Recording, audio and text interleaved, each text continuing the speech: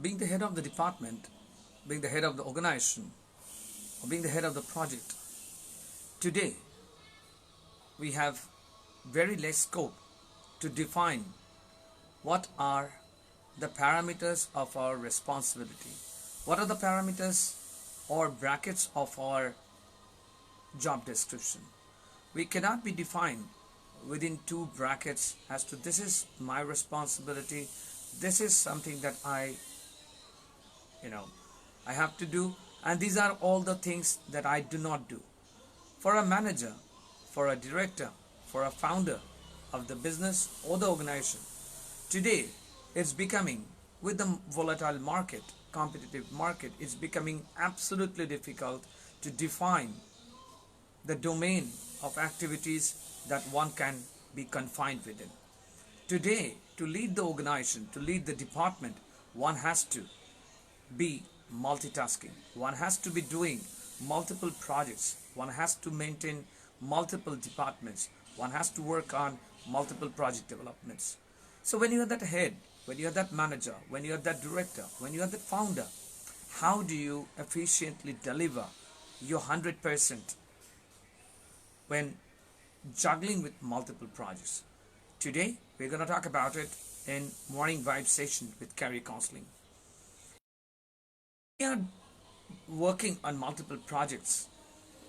It so happens like we start actually working with one project, but our inputs starts getting involved into different projects, different subordinate groups, different subordinates from different kind of departments do approach you when you are the decision maker, when you are that analytical person who's taking due course of action for the new collaboration, for the new product development, or the new market penetration. So how do you actually manage in delivering the best and best of what you are doing with multiple projects? Because you cannot be saying, well, that's not something that I look into. You cannot be saying, well, that is not my domain. You cannot be saying, well, this is not something I do advise on. Every work is getting tangled, every work is getting interconnected, every world is getting, all the work is getting into a kind of collaborative thing wherein the output of one is impacting the output of others. So in a process, when the output of one process is the input of another process, you cannot but, shed away yourself from being responsible for that project too. So when you are heading or handling multiple projects, how to handle them efficiently with 100% of success. The first, I had the privilege of talking to Carly, the then head of HP, when I was working with HP. So it so happened that on her visit to India, and she actually invited the performing teams for a lunch. In that, though it was a very informal kind of meeting, lunch meeting, and she was asking a lot of questions about what HP could do to enhance our performance, what HP could provide in terms of delivering the best from our subordinates and also our organizations, departmental organization. So during that course of communication and interaction, I literally asked her. A lot of people might say, well, that might have sounded something completely out of the place. But I literally asked her, like, Carly, if I may ask, like, when you are into everything, like, when I sent you a mail from customer support department, you are marked a copy. When the R&D department is working on something, you are marked a copy. When the server management team is sending a report, you are marked a copy. When the ops heads are reporting, you are marked a copy. So in a day, how many mails do you receive, and how do you actually give 100% of yours while going through those mails, suggesting us, suggesting our managers, suggesting our directors as to how to efficiently execute the process. Now she said something which I will remember throughout my life, that you see, Sanjay, uh, the difference between doing something and getting done makes the major differences. When you are heading that organization wherein you cannot but say, well, I am not somebody who gives a feedback on this particular ground, you cannot be saying that. So you are involved into everything. Now when you are involved into everything, your opinion matters, because on basis of that opinion, the director or the managers or the operation heads would be providing their feedback, would be leading their team, would be working on the process. So the temperament that you're talking about, keeping it cool, keeping it confident, is coming from three different things. First, I take a decision on spot, let's say instantly. Okay, it's not, I do not keep it something to work on later on, because the moment somebody calls me up, somebody sends a mail, they're expecting a feedback on basis of which they're going to lead the process, on basis of which they're going to head the process, they're going to direct their team. So they are waiting. I cannot, as a head of the organization, I cannot keep them waiting. Now that was so great of her to talk about. 24/7 she was available for us. We used to get replies from her at weird hours when, in US also, that was a time when people actually slept. But the thing is, even during the morning shifts, we have sent mails. It so happened that some mails cannot be stopped, right? We had to send a mail, and we got a reply from her instantly, like almost in half an hour. So the thing is, she said that I take a decision promptly, and I am confident about the people to whom the work has been delegated. I am absolutely confident that they will do 100% and even more to get the process moving, to get 100% of their productivity and 100% of their contribution, because they know their contribution matters in HP, right? And third is, I let people work on the grounds of perfection. So these three things, when combined together, makes you a great leader, makes you a great manager. So how do you do it? How do you multitask it? If I do a conclusion of what Curly Faridon has said, the main thing is, first, if I may break it down into three simple steps. First, as a manager or as a head of the department, as a director, you actually have to be proactive. You actually have to start new projects. You actually have to start new process to take the organization ahead, because you might be that director, you might be that process manager, you might be that operation head, but you need to understand that it is you who represent the organization. So when you take that proactiveness, when you take this step forward in making the existing process better, implementing new process to get the best result out what existing process is, the team and the subordinates, you get the works done.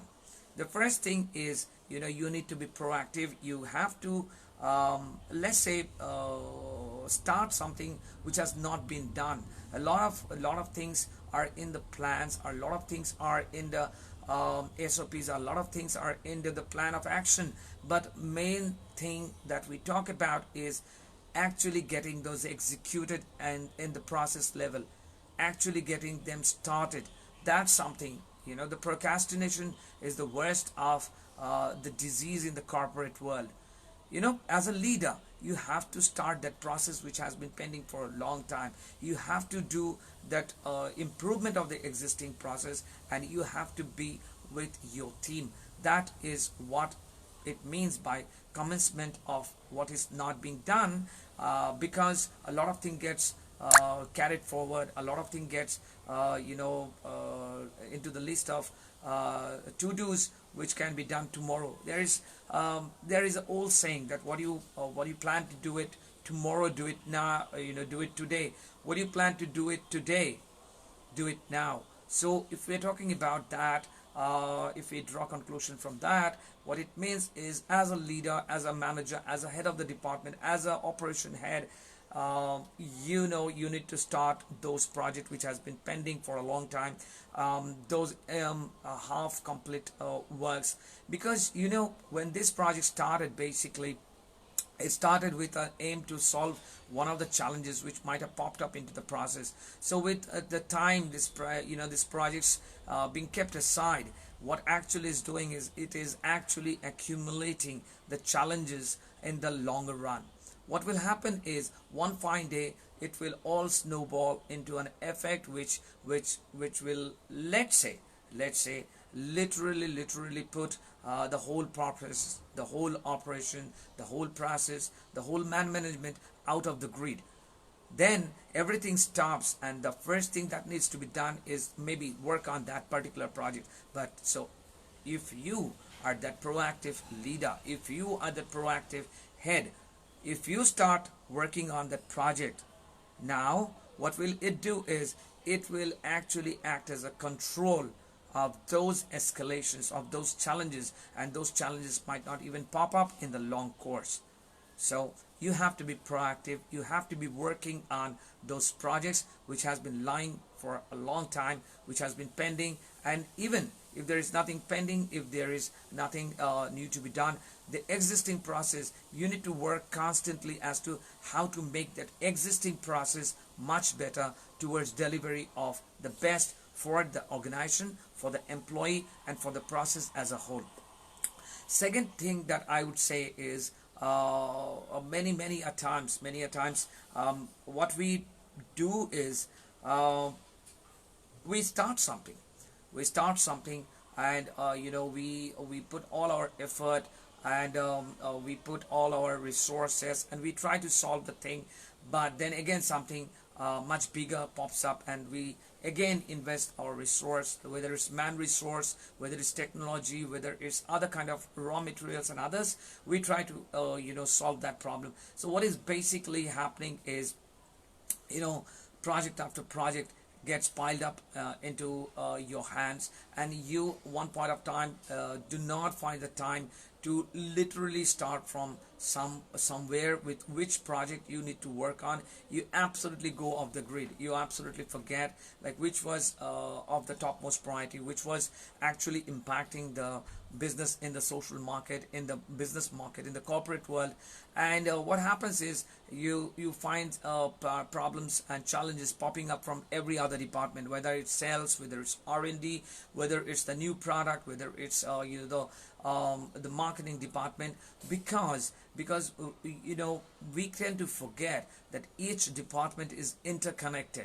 Whether it's a new product, the product has been developed with the feedback by the sales team. The sales team could only develop that, share their feedback, and the product could only be developed by the production department, or the software development company, or the development department. So once it is developed, the marketing depends on the marketing department. They might be facing certain problems, certain technical problems, that they might need to share it with the client. Now, marketing department do not interact with the clients directly, right? So who is the department? Which is the department? It's the customer escalation department, is the technical support team, which is interacting with the clients. So all these departments, when they are interlinked, we need to understand that it is very easy to start a project, but what is more important is how we end it. If we are not ending it, we will be having a huge list of pending projects in our hand, and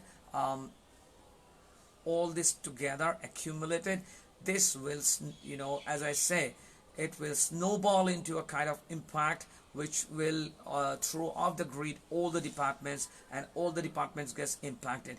We could have easily stopped this chaos, we could have easily stopped this confusion, we could have easily stopped this loss in man hour, in resources, in the market, and loss of market and others, if we were working on a project, completing it, and starting another project. Multiple projects are interlinked. You need to put a feedback, but you need to understand that you need to segregate your work time so that every project gets some time from you, and you as a decision maker can work on it.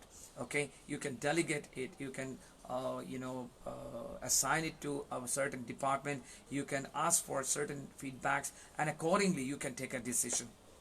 So what is most important is not how you started. What is most important in the corporate world is how you are ending it. Because if you're not ending something, it is in the pending list, and multiple projects pending, it shows only one thing: is management, a failure in time resource, a failure in how you prioritize the project. Because you need to understand, your leadership depends on how you prioritize, how you divide the time, how you categorize what is most priority, what is most impacting, what is most affecting in terms of business, in terms of internal customers and external customers. So ending the projects which has been started is one of the most important tips that I can say when you are handling multiple projects. Because with multiple projects, procrastination seeps in. You tend to put a lot of things into to-do lists and nothing gets done. So if nothing is getting done at the day end, your output or your department output actually is not impacting the organization or the organizational activities and the process and the operations. So what is most important is how you end the project that you started, right? Third point I would say is delivering only the best. When you are handling multiple projects, you might feel like, okay, this project is not that impacting, this project is not that urgent, this project is not that impacting in terms of economic or loss or business loss and such. But it might be the HR policy. Let's talk about that. HR policy, you might be thinking that, okay, well, I have so much in hands, like I have marketing issues, I have R&D issues, I have technical support team issues. Let us work on those because those impacts our customers. You tend to forget that your first customers are your internal customers or your employees. If they are not happy, if they are not content, if they are not aligned, if they are not being assigned the right work at the right time as per the right skill set, you need to understand this, that they are not being contributed, they are not going to be as productive as they are expected to be, right? So it always impacts the process, it always impacts the organization, it always impacts how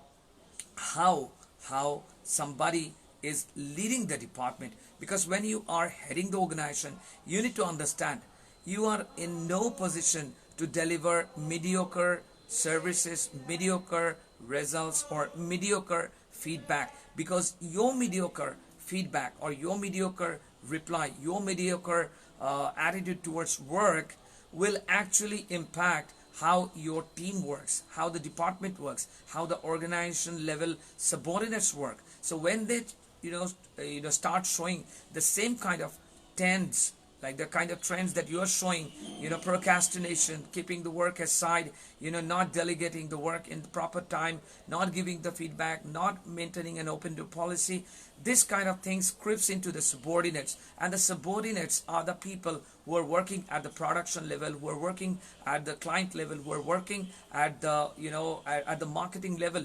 Your mediocre reply will give them a mediocre input, and depending on a mediocre input, they would be only delivering substandard or mediocre results, which will result in loss of business, loss of man resource, loss of time, and loss of business as a whole.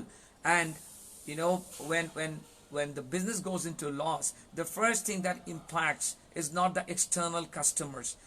It doesn't matter if your product is not there, right? Because there are competitors to provide that product. But what matters is your internal customers, who are your employees. They get affected the worst part. So we hear about pay cuts, we hear about termination, we hear about layoffs, and so on. How ethical is that? Many people might ask this question, like when an organization is terminating somebody, when an organization is laying off somebody, when an organization is letting go of that employee, not taking the responsibility, how ethical it is. But then again, you need to understand, if today the employees are not being able to deliver the very best, it is the management's fault. It is the management's role. They need to understand, they need to take the responsibility that we literally failed in guiding this employee to deliver the very best as per their skill sets. The employees are not the person who are responsible. You as a leader, you as a manager, you as a director, you are the person who's going to delegate that work, who are going to assign that work as per the particular skill sets of the employees. And employees are here to do work, to do produce, to create new things. So if you are not giving that right direction to them, how do they work? So unfortunately, what happens is, we have seen, whether it's a company takeover, whether it's a company collaboration, whether it's a company going into a loss, the first impact that happens is at the employee level. The organization going into a takeover or a collaborative model, they always keep the first tier, the administrative tier or the decision-making tiers, and they let go of the mid tier or the lower tier. The employees or their managers, they are the first people who are impacted, who are terminated, who are laid off. How ethical is that? You literally as a director, you literally as an organization head, you were responsible to show the right path to deliver what the company is expecting. It is you who did not have a clear view of the vision of the organization. It is you who failed as a director, who failed as the organization head. And what happens is, the employees takes the axe. They are let go of, they are terminated. Now, absolutely, it's not ethical. Let me tell you, this is absolutely not ethical, because you need to understand, these are the employees who made the organization, who made those products, who made those markets for you. Today, when the things are not right, like let's say the present scenario, the COVID-19 situation, today when the situations are not right, how ethical is it to terminate those employees who have been working with you for 15 years, 18 years, or 20 years or more? At Career Counseling Online, every day we are receiving calls, we are receiving mails, we are receiving audio tapes of people who are frustrated, who are depressed, who have been laid off after 15 years, 16 years, 10 years of service. Now, how ethical is that? Why don't you take that responsibility? Why doesn't the organization take the responsibility? That when you were busy handling multiple projects, you actually forgot to take into consideration your employees' feedback. You actually forgot to include your employees in the decision making. You didn't take feedback from them, but you did expensive audits. You didn't ask the internal customer what is the problem with the product, what is the difficulty by using the product, what is the challenge in acquiring the product. But you did expensive audits by expensive companies, by external third parties for external market survey. You absolutely forgot that this product is developed by your internal customers, who are your employees. And you didn't even include them in the decision making, because you believed their responsibility is just to make product. But when they are making the product, they do also have that human aspect in mind, that this product, if it goes in the market, this might throw this kind of challenge, because while using this product we are facing this problem. So it could have been much easier if the management would have involved the internal customers. So when you are the head of the organization, when you are the director, you have to take a decision which will yield the result as top quality only. Your skill set should make the subordinates or your team members or your organization employees believe in the vision that the organization has. So when that happens, the employees, the subordinates, walk in a path of success. And when they walk in a path of success, which is their internal success in terms of their deliverables, in terms of their performance, in terms of their recognition, well, the organization is bound to succeed. It is bound to succeed. Fourth point that I would mention for the managers, for the head of the departments or the directors or anybody who's heading the organization is how good are you in delegating the work is what makes you a successful leader in handling multiple projects, because many a times we have seen that directors or heads or managers believe that they are the only ones who can deliver the best the way, because they have understood the organizational vision, mission and the demand of the client. So they keep a lot of projects in their own hand. What happens is, along with this project, they also have to take decisions for many other operational parameters. When they get so busy, they cannot give that kind of time which they thought they would be able to in those projects. So what happens is, again, procrastination seeps in. Procrastination is the worst disease. It is not only that the employees at the lower level are only doing the procrastination. Procrastination actually starts happening at the top level, and it, slowly, gradually, it actually comes down to the employees. But when the end result is a failure, it is the employees. Again, let me tell you, it is the employees who are affected the most. But what is your team member supposed to do when he sends you 4 mails and you do not give a reply to those mail? What is your team manager supposed to do when he tries to talk to you and you're too busy with other calls, client calls and meetings? Why is it his only responsibility when a product or a service or an organization fails? So how good are you in delegating the work? Because by delegation, it does not mean you just simply take a project and give it to anybody. You need to sit with that project. You need to first analyze. You need to do a SWOT analysis as to what kind of skill sets would be required to get this project done.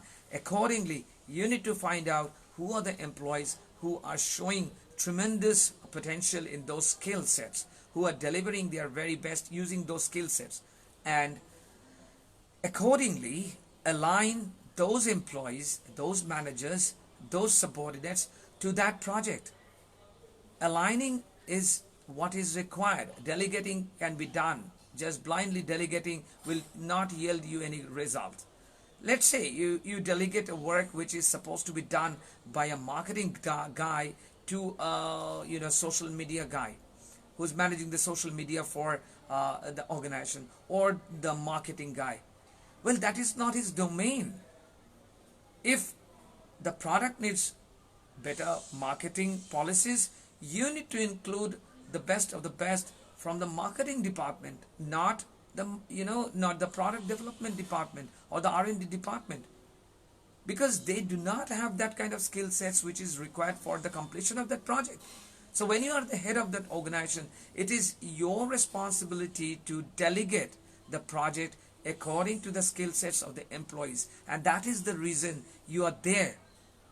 You are heading the organization for that reason only, that you know what kind of skill sets are available, and then you go into the market, you go into the business world, and you find out the kind of projects that you can work on, your team can work on. And when you delegate the right skill to the right kind of project with the faith and the timeline to deliver it, the end result is always success. So being the head of the department, being the director, being the organization head, being that leader, if you keep in consideration these 4 points, I believe you will be efficiently able to handle multiple projects, not only with efficiency, but with greater results, and you will be able to set up an example to follow for other projects, other managers, other team leaders in your organization to work in as aligned to your thought process. What happens is, everybody in the organization starts thinking like you, starts thinking like their leader towards whom they look forward to. And what happens is, in the organization, you do not have just employees doing their bloody job. You have contributors, you have people who feel connected to the organization. You have a better humanitarian, human feeling enclosed kind of team who understands the vision and mission of the company or the organization. So with that note today, guys, let me wrap up today's session of Morning Vibes, and I just hope these 4 points, if put into practice, would greater results, much better results to what you are finding now. Because I have, in my due course of my career with IT, I have been able to implement this 4 process, and I have seen good results. I have seen better results. I have seen better team bonding, better team contribution, better productivity, and I have always seen the employee work-life balance is much peaceful, because they do not have to keep a lot of things in their head. They do not have to work on multiple things with confusion. They are very clear about what needs to be done in one project and another project, who needs to be connected, who needs to communicate it, who needs to be asked for feedback. So it is your responsibility as the head of the organization, head of the department, or head of the project to make your team understand these 4 main primary points and work in accordance to your thought process. So guys, with that note today, it's all from now.